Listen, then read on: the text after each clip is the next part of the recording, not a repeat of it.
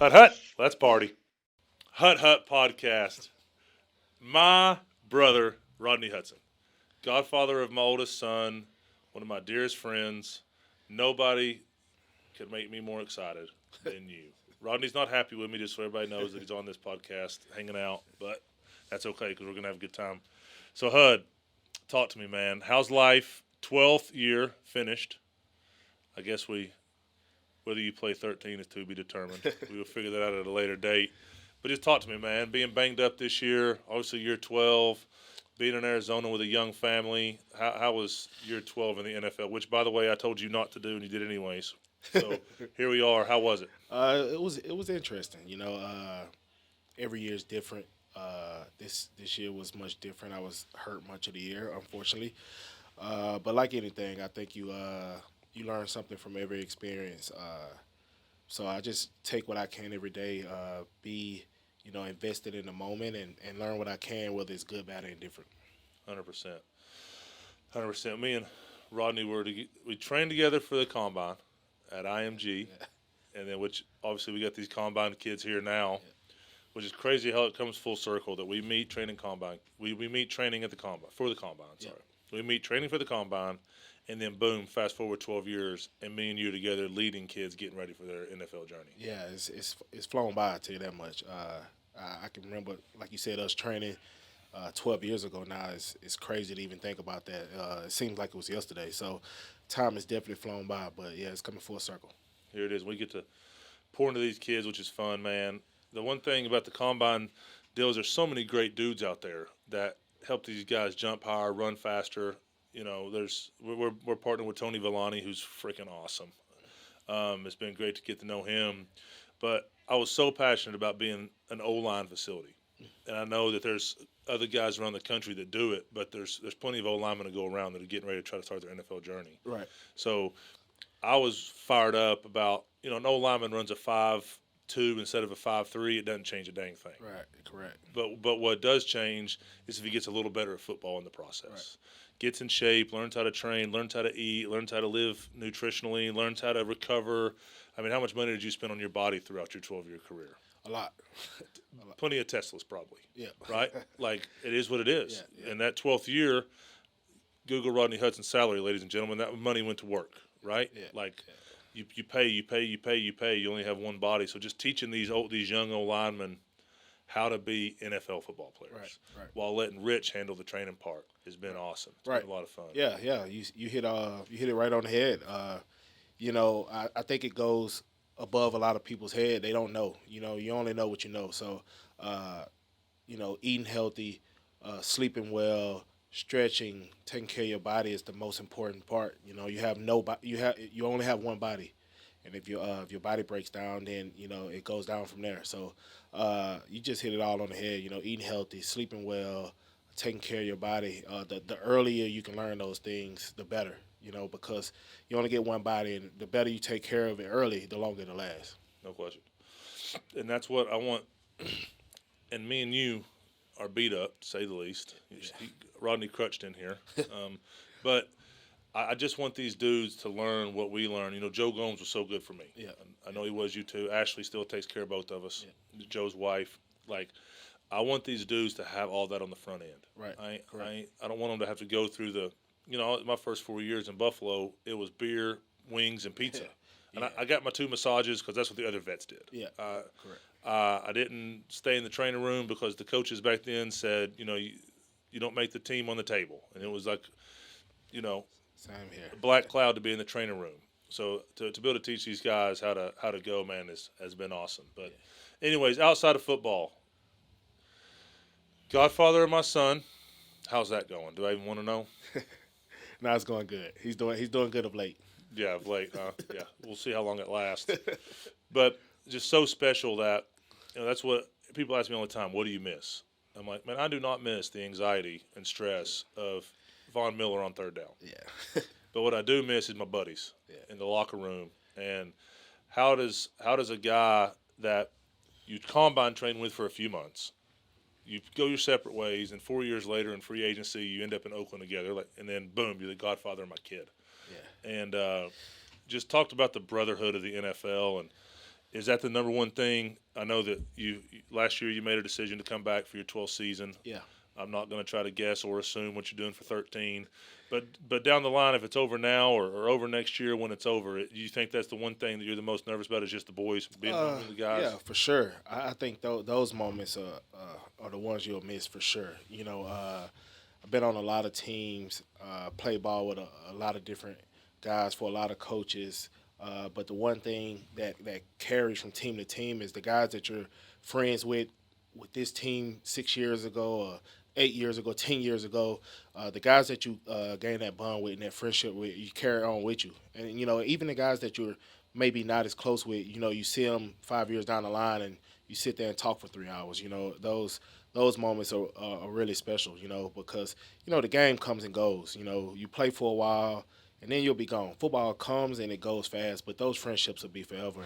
And, being in that environment with all the guys, laughing and joking, talking about stuff that's sometimes inappropriate, but those are the moments that you'll miss, man. We have a good time, and you can't we talk about it all the time with some of my boys on the team. It's like you can't go into corporate America and have the conversations that we have in our locker room.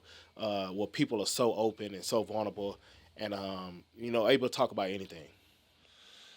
And that's always my one-liner is you can't you can't play ping pong and get mad and want to fight each other and cuss each other at Merrill Lynch. Yeah, that doesn't happen. And then actually, guess what? Sometimes actually fight each other. Yeah. And then later you're in there eating lunch together, laughing, asking how your wives are doing. Yeah, I mean, all training camp, you go to training camp and you fight all day, and then you go eat lunch together, and like it never happened. Like that you can't replace that stuff. No doubt. I told somebody the other day. They said, "Man, tell me a story, or this and that." And I'm like, "Well, number one, it's sacred to me. That brotherhood is sacred." Yeah. And I tell some funny stories to folks every once in a while to give them a good laugh, and things that happened throughout my career. But I truly believe I've forgotten enough to write 10 books about. Yeah. Oh yeah. So much stuff happened over the years. People say stuff to me all the time, and they're like, "You remember this?" And I'm like, "Oh, I do remember that now." And just like something that most people would never forget. Yeah. Like life-altering stuff, but it happens every day. Yeah, every day. It's like every day you look over there, and I won't start bringing up names. We'll keep it classy. But holy smokes. Well, that's awesome, man. Well, new dad, not new, but got number 2 here on planet Earth. Yeah. How's it been having 2 kids? Man, it's much different. We talk about it. You have one kid, you kind of, playing man to man, and you get 2, it's zone defense. I got the 3-year-old who's running around doing whatever, and I got the 11-month-old, soon to be 1, who's over in the corner probably chewing on the baseboard. So it's playing zone defense. You're just trying to keep them in and make sure they ain't doing nothing too dangerous. Like I tell people all the time, I don't really like my kids until they can wipe their own butt. Like my wife was the best. Yeah. The amount of diapers I've changed is embarrassing. I will literally take like my friends' kids and push them around. Like if my friends' kids start crying at dinner, I'll get the stroller and I'll go push them like around and try to get them to calm down. And my wife's just looking at me like, "Man, you asshole! You never did that for our kids." And I feel so bad because I literally did nothing. Yeah. And now that they're older, they're my buddies. We party all the time. My kids are a blast. But those younger stages, like you're talking about, when they just want mama, let's be real. Yeah, nothing to do. They want nothing to do with me. My daughter's 3 now, so we're turning the corner. But that 11-month-old wants nothing to do with me. He looks at me, he smiles, and then I grab him, and he wants his mama. So, and he's not mean or anything, is he? Well, he's a word I'm not going to use on the podcast, but he's a particular word that I use to describe him. I love it. But he's your son. Yeah. And Amber's son. So good luck. Yeah. Just like my kids, man. It's like just. Yeah. My daughter reminds me. Some of the stuff that she does reminds me of me a lot. When she wakes up, by the time she wakes up and yawns for the first time, she's ready to eat. That's just like me. As soon as you wake up, ready to eat. So, yeah, it's funny that how much the kids remind you of you. No question. And not always in a good way. Yeah, I know. When the bad stuff, when she does the stuff that I've done a lot, or maybe still do, I just turn around and just like It's hard. It's like when you see your flaws in your kids, there's nothing harder than that. Yeah, it's hard. It's hard. And when Alicia starts getting on my ass about it, I'm like, babe, literally when you said I want Lee Smith to be my husband, what did you expect to happen? Like, what did you expect our kids to be like? Did you expect them to have zero of my qualities? Right. Like, I'm sorry, I will try to do better, but that one's probably not going anywhere. That quality's probably there to stay. Right. They're teenagers now. Right. Well, Amanda will be a teenager in in a couple months. Brody's already a teenager, but oh my goodness, it's crazy. So Arizona this year with the family, had your whole crew out, and then talk about Miami, man. Like, obviously, I've been trying to get you to Tennessee. I got Felice here, which was not as hard, but Mobile, Amber grew up a little bit all over the place. Was she Texas, or California? No, she's California. She's Okay. California pretty much all the time. California, Amber, Mobile, Rodney. Yep. Amber's folks now are in Texas. Yep, her dad. Yeah. Why Miami? Broward, but same thing. Yeah. Man, I was telling somebody earlier. I went to college at Florida State, and we used to do the spring breaks in Miami, Memorial Day weekend in Miami. We didn't have any money. We was down there just making it happen, hanging out on the beach and stuff all the time, and I just kind of fell in love with it. I think when I was growing up in Mobile, the whole time for whatever reason, I had always this thing. Whenever I move out my mama's house, I'm never going back. So.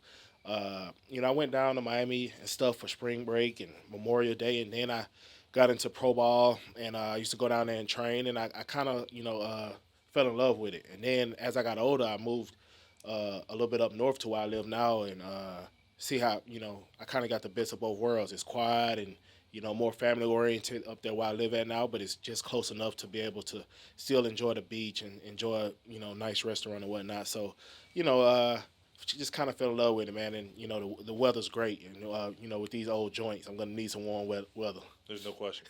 You've been complaining about how cold it's been around here since you got here. Yeah, it ain't even that cold either. No question. But it ain't Florida. Yeah. Like, there's nothing like, I've said I want a condo in Fort Lauderdale at some point. Yeah, I should have bought it when I was a young player. Yeah. Because now I'm going to have to really dig in I had to wait till my pension hits, I guess, before I could buy something down there. Yeah. But I love Fort Lauderdale. Yeah. Me and Alicia were high school sweethearts, so we weren't leaving Knoxville.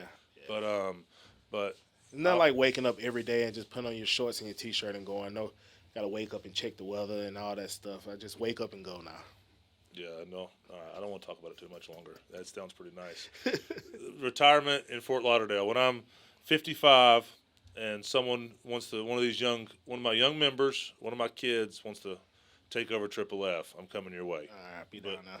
Knoxville, you got me for 20 years. Lord willing, knock on wood, the good Lord keeps me around that long. So now let's transition to youth athletics, man, just a little bit. Just the huge shift in no off season and one sport athletes and just kind of how everything's gotten what I consider weird. I won't use the word wrong because there is a way to handle it. Because it's like a fine line. Like, man, all these other kids are getting all this extra work, and if my kid doesn't, he's going to be behind. Yeah. Versus dedicating my child's entire childhood to open league baseball or open league basketball. Football is the easy one because you can only play one season. Yep. There's no now this flag football though turned into AAU basketball. Okay. Yeah. But football's the safe one just because of the contact and the injury stuff that kids get their off season. But baseball and basketball, especially in the South, these kids playing it year round. Year round, yeah. The amount of parents I get in here that say, "Man, I just commit," because everything we do here is a year-long commitment. Mm-hmm. So we can give them, we can give them, me, Rich, M, Nate, everybody here, Darius, can give them what we got in pro football. Yeah. Year-round nutrition, year-round plan, year-round training, in-season training to make sure you don't dip. Yeah. And they're like, man, I just don't know how we're going to fit it in. He's never off. Yeah. So talk to me just about how in the world you went and played 12 years in the NFL and made the money you made without dedicating your entire childhood to sports.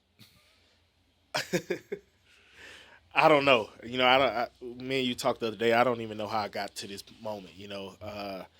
Obviously, at a certain point, I don't know. When I was a little kid, I knew I wanted to play pro football. I didn't know what it meant when I was a little kid, but as I got older, I knew I wanted to play pro football. But sometimes it was just all a blur. But with sports, just like anything that you want to achieve in life, it takes a certain kind of dedication.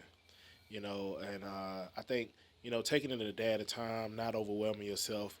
It's so important. But I think me personally, I think it's good to keep the kids busy. The more you stay busy, the more you stay active.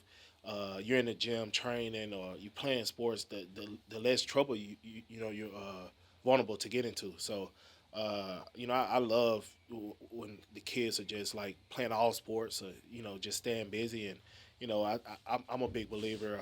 Football builds character. It teach you highs and lows. Nothing is ever always great. So that's what I love about football, man. The friendships and relationships, the life experiences, the discipline that it can teach. I remember I was in college. I had a coach tell me, we used to wake up for like 6:15 meetings, and he said, "You'll thank me one day." And sure enough, now if I gotta wake up super early or whatever, I just get up and just go now. It's just like second nature. So I think being in sports, being around other people, other peers in sports is so important to just build that discipline. And like I said, it's good. It's good in my opinion. It's good for kids to be busy. It's a good thing. Well, Rodney Hudson, first person to come on here and disagree with what I just said. I love that. Now, what'd you say? I'm kidding about how kids shouldn't play sports year round. But you know what? When you put it like that, bro, it makes a lot of sense. Not shouldn't play sports year round, but uh, like it's obviously always different opinions, but I think kids being busy is a good thing. But I agree. like you said, like dedicating and really putting time into something, and then taking time off because like nobody can work it like all the time. You obviously come in, you work out, you build strength. You have to recover as well. So it's a couple of different thoughts. Well, I love that you put it the way you put it because it opens my brain up a little bit to just really think. Like when you said that, my brain started spinning. Yeah. Like, all right, now I will never co-sign the one sport athlete. Stamp that right now. I'll never co-sign a one sport athlete for a kid younger than a junior in high Yeah, school. yeah. I remember coming up in school and we had, certain sports coaches was like, oh, he plays this and that's it. He's not allowed to play football.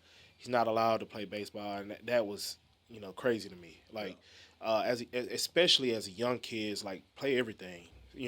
See what you like, see what you gravitate towards. I know guys that I end up playing pro ball with that loved basketball their whole life, but they messed around in football and they became great, and had long careers. But the one sport athlete, I'm on the same page with you. I think especially as a young kid, middle school, high school, just go out there and play everything, and that's kind of what I was alluding to. Like just play everything, see what you gravitate towards, see what you like. See what you feel that you're good at or that you're passionate for, because I think uh, you find a sport or anything that you're passionate about, you'll work harder. You'll spend more time. You'll dedicate more. So but sometimes it takes a little time because I play with a lot of guys, three sport athletes, and like I said, they thought it was gonna be a pro basketball player or baseball player, and they end up playing 10 years in the NFL. So I love it. So I'm gonna kind of change my course a little bit when I go on my rants. That at the end of the day, because I'll never forget you saying that, man. Like kids being busy, Yeah. and but here's the thing: busy doing things they love, Yep. busy doing things in a team environment, busy doing things that they have to work together and understand that losing is a part of it, and not to let that show poor character and losses and adversity. To stay busy, maybe not year round, but Yep. take the summer off or take a Yep. few weeks off here for Christmas break and be with your 'Cause family. you still need to be a kid. Yeah, Kids 100%. need to be kids still and have fun and be able to do whatever. Playing with their friends at home, not like necessarily in the gym. So kids still need to be kids. But yeah. That's cool, man. Yeah, and then I agree with you so much that there is nothing in the world that prepares people for adversity in life like sports Yeah. I agree. and working together. Now, tennis players, golfers, some folks that play one person sports. Maybe it's a little different, but you still have to learn winning and losing in adversity and Sportsmanship, all that stuff. Yeah. Whereas a team, when I'm counting on you, you're counting on me. Oh, you let me down. Oops, I let you down. Just like you said, don't be that one dude that's late to that 6:15 meeting Yeah. and lets all your brothers down. Right. Um, so yeah, that's good stuff, man. And then outside of outside of sports, Talk to me about just Triple F and what we're doing here and trying to build this kind of NFL type environment. You've been on there for a couple of days now, felt the energy. Yeah. What do you think, man? And give me some tough love. Tell me No, how you really I feel. think I like it, man. It's really special. It's a lot of kids. I think when you're doing something like this, and the kids want to come here. We came up here on Sunday, and kids were up here, playing basketball and doing ladder drills on their own. I think when you have a place and the kids like gravitate to it on their own on their free time, it means something. It means something. And you down there, kids seem to be having a good time. Because like I said earlier, kids need to be kids. Kids still need to have fun. And I think that within sports, there's a way to get better and have fun. And that's what I love about team sports. Us in the locker room, we had a good time all the time. So I think it's special. It's special. It's a lot of kids being together, learning together, and if anything, the kids it's more time to hang out with your friends. That's the thing about going to a gym. You have your friends at school, you go home, you do whatever, but you come to the gym and you're hanging out with your friends again. So I think the kids are having a good time. It's a special environment, and I think it's really good. I love it. And that's the one thing. And, I tell everybody, Coach Rich is the guru. Like, that makes it easy that I don't, I know how to build a competitive environment. I know how to lead people and be a good teammate and be a player. But, with Coach Rich and Emily and the way they can draw these workouts and make it so competitive while letting these kids grow so much is awesome. Yeah. And that's what most parents are paying me for is the development piece. Yeah. I was always in a production-based business. Yeah. You don't produce in the NFL, you get fired. Yeah. So that's the same thing I tell these parents. If we don't produce for your kid, if we don't show up and produce, fire us. Yeah. That's not going to happen as long as you show up. But my favorite thing that you said is, I got two sons. I've had to call you and Feliciano plenty of times. Like, bro, I don't play video games. But I got controllers that are smashed. I got holes in the couch. And Brody is screaming profane things downstairs. Is this normal? Yeah. And every time you're like, yeah, bro, that's when you play video games. Like, you're just as competitive at playing that game as you are playing. Yeah. No matter what it is, winning is winning, losing is losing. Nobody wants to lose. So, yeah, Brody. The video games, man. So that's my thing is, like, when I see those kids in here on Sunday just for open gym, like, they could easily be at home on their PlayStation. Instead, they're here. Yeah, that's what I'm saying. It's so many other options for kids, especially these days. Computers, laptops, phones, everything. I remember I didn't get a cell phone until I probably was a junior in high school, and now kids, the world we live in, not that it's wrong, kids have phones at 7, 8 years old now. So there's many more options for them to do than be in the gym. And when we came here Sunday, it was kids in here in the gym. That says something. That the kids enjoy being here, because kids don't want to do nothing. How kids are strong-willed these days. My daughter's 3. She don't want to do it. She gonna let you know. So she lets you know. So it means something when the kids are showing up on their own. I had a PT that told me that we was doing exercise, and she was like, "Yeah, my basketball guys go and do this on their own," and that was her key. That guys really liked it, and it worked for them. So when kids show up on their own, and even if it's come around shoot basketball, they like being here, being in the environment. That's really big. Yeah, and like I said, we're leading kids around here, so I got to keep it PG. But you know how I was around the locker room and around the NFL. so like my poor coach in Atlanta last year, Justin Peel. Shout out to Justin Peel, my dog. Like, I made his life miserable half the time. The poor guy, because we drafted Kyle Pitts in the first round, top 5 pick. And my thing always was, as I got older, when I was younger, and I was still wild when I was younger, but, like, man, if you don't have fun, it's going to eat us all alive. Yeah, it's impossible. And with as competitive as we are around here, and because there's no way to get the production we need and get these kids better without grinding. Yeah. So how do we build, once again, that pro experience of, like, some days you're not going to feel your legs. Yeah. Some days you're going to want to throw up. Other days you're not, depending on what the plan is. Yeah. But still with a smile on their face. Mm-hmm. Like, how do we build an environment? Because there's plenty we won't go down the rabbit hole of some things, me and you. We'll save it for another day. We'll have a Lee and Rodney negative podcast. but some of those times we go into work, man, and it's like, here we go again. Oh, yeah. It's the worst. Oh, yeah. It's a grind, man. It's for sure a grind, especially as you advance from being younger to moving up to college and pro ball. It's a grind. It's a grind, and every day you don't feel like it. But to go back on it, that building that character, building discipline, that today I don't feel great today, but I'm going to go in today and make it a good day, and get something out of it. it's a key component. I love it. Well, all right, so you're not going to move to Tennessee, and I understand why after your talk about the weather and going outside in Yeah, shorts. man, I every day. got bad joints, man. I can't be moving down here in this cold weather. Fair enough. Fair enough. All right, how many weeks a year are you going to commit to Tennessee right now? I'll be down here a good bit. Love it. Obviously, I got young kids that's in school and stuff, and You got I- private flight I- money, so you can come on no, down whenever you want. no, Yes, that's- 100%. no, that's over. Uh, I have young kids that are in school, but I love to travel and see my friends, and I think post career, whenever that is, uh, being around the guys that I love to be around is going to be a big part of my summers for sure. So obviously, all of our kids are in school during the spring and during the fall and spring. But yeah, I'll be down here a good bit. I love it. Especially with Felice moving down here now. We got to get Gabe here, Yeah, have a little reunion. yep. I'll be down. Our group text. That's what's so cool is like Yep. you think about all the group texts you have from your boys over Yeah. the years. Yep. Far from PG. Yeah. Oh yeah. It's very far. horrible. I told my wife. I said, if you look in my phone at one of them group chats, you're looking at your own risk. Because you're just like, and it's not going to be anything that upsets you because of me. Yeah, You're yeah, just gonna look at my friends different. Yeah, my friend. Yeah, you're gonna judge my friends. Because they run and hit people with their head. Yeah. Like, and that's what's crazy, bro. Is Alicia has been around since I was 18 years old. Yeah. Like, so she's been babysitting all my teammates since college. So, I mean, I don't even think it phases her anymore. Yeah.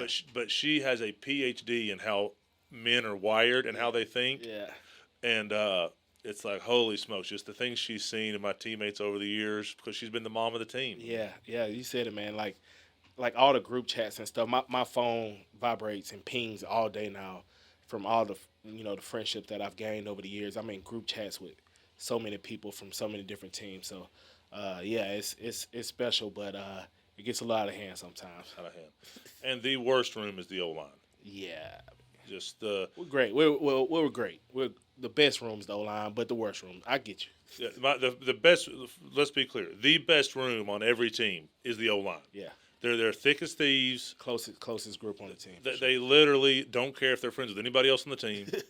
They stick together. Every once in a while, a quarterback can sneak in, or a tight end that likes to block people can sneak in. But because the D line will hang out with the linebackers. The D line will hang out with the D. Like defense is a little more, but the O line is a cult. Yeah. Which makes them the best. They're the ones messing with people all the time. They're the one you can't even go in their meeting room because it smells like farts most of the time. The snacks are everywhere. Snacks are everywhere. But O-line group threads are the worst. Yeah. Just pretty much. Complete. Just the memes and stuff. Like we got a guy on our team now. Like we can start a conversation about something weird, and he sends memes related to the conversation so fast. I'm like, where do you get these from? Like, do you have them saved in your phone? He's wild, but the O-line group chats are pretty wild. So bad, man. Those are the things I miss. Yeah. And I love these kids, and I loved coaching high school football this year, and I love pouring into the next generation, man. But the dudes, like being around the boys. That's why I went back to Buffalo for a game this year, and I can't go to Oakland. There's no one left. Yeah. Or Vegas, wherever they're at. Yeah. There's no one left. Yeah. But going back to Buffalo and going back to Atlanta and just seeing the fellas and just seeing a smile on their face when they see me or whatever, because we have history. We have that brotherhood. There's just nothing like it. And I love Triple F, man. We're changing lives around here and doing cool things. But I'll be Fort Lauderdale. Here I come. Just give me time. Hey, man, we'll be down there. Give me time. All right, bro. Well, I love you. Love you too. Thank you for taking care of my son, most importantly, and being a friend and always having my back. And calling me out when I needed to get called out. Oh, one more thing. Here we go. What time we got? We got plenty of time. Let's transition a little bit to just the faith side of things. Oh, yeah. And regardless of my antics and that I might say shit or damn on accident, and hopefully nothing worse than that, if even with the kids, like one day I go in the bathroom and there's paper towels all over the floor. Yep. And it's like, not that I'm calling out any parents by any means. I don't know how I got 150 kids in here. I don't know how any of them are raised at home, and it's none of my business. I'm not their parent. Yeah. But here we're going to act a certain way. Yeah. and all our kids are great. Like, but they're boys. Yeah. I don't go in the girls' locker room, but my staff tells me it's perfect all the time. Yeah, girls and boys different. Boys are idiots. I'm still an idiot. So once I turned 30, I kind of started to figure life out, how not to be a complete moron. Yeah. So these boys, so I'll let the cuss words fly every once in a while, which I'm working on, and I'm a wild man, and I sure have my past, and I'm not a saint to say the least, but I always wanted faith to be a big part of this place, especially with the way the world's changing and how it's not at the forefront of stress, of anxiety, of problems. Like, so just talk to me about, your view. If, let's say you're me, and just through like you're just my brother and one of my best friends, leading this place through athletics and Jesus. Yeah. Like, how does that look? Just give me a few things that you think would be awesome, or why you think it's so important for these young kids. And just talk to me a little bit about your faith life and those kind of things. Yeah, honestly, man, I was talking to a teammate this year, and we was talking about marriage and life, like life in the NFL, and he said something to me. He's like, honestly, man, I don't know how you go forward daily without a belief in God. This sports life, the world, like so much is just thrown at you that it's just hard. I don't know how you move forward without a belief in God. Believe that God is watching over you, and I know for a fact, man, I've been through some tough times, like everybody. We've all had trials and tribulations, but just knowing that God has my back, and because like I said, I don't know how I ended up playing 12 years thus far in the NFL. I wouldn't have been able to do that without God. Getting through tough injuries, getting through tough circumstances, stuff that happened when I was a kid that I overcame. Just always having that belief in God, having that strong faith background. That no matter what, God is going to bring you out of it. Prayer, just spending time with God, just praying, and that stuff is vital. I agree, man, and that's one thing is like, this is my belief, and obviously, if I'm going to run a facility and operate, man, we got members in here that are Hindu. We got members in here that aren't believers. Like, it's not mandatory by any means. I want everybody in here of all different, and I'd love to have a conversation.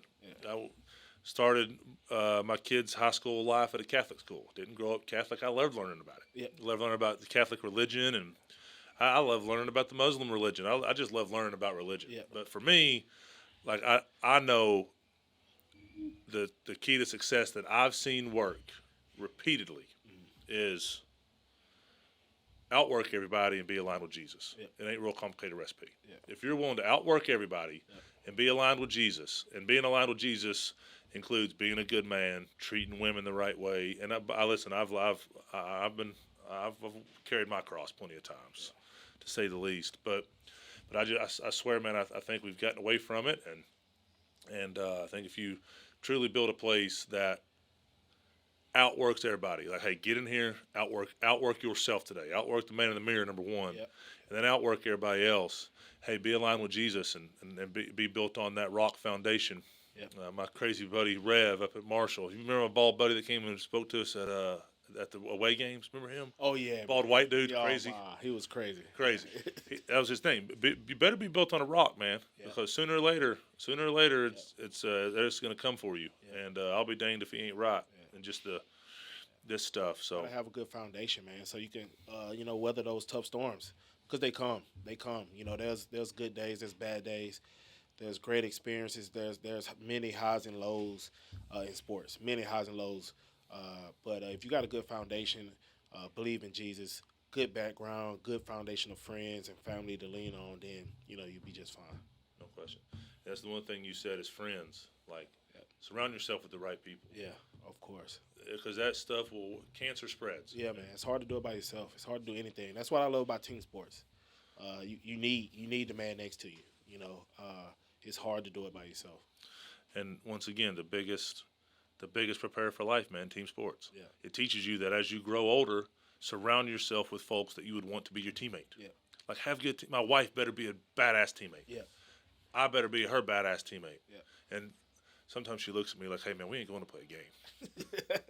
And I'm like, no, I didn't mean it like that. Like you're my ride or die leash. Like we're teammates. Yeah. She's like, I got you. The same thing with my kids. Like, hey, I'm your teammate. Yeah. Run behind me. I got you. Like I'm here for you. For sure.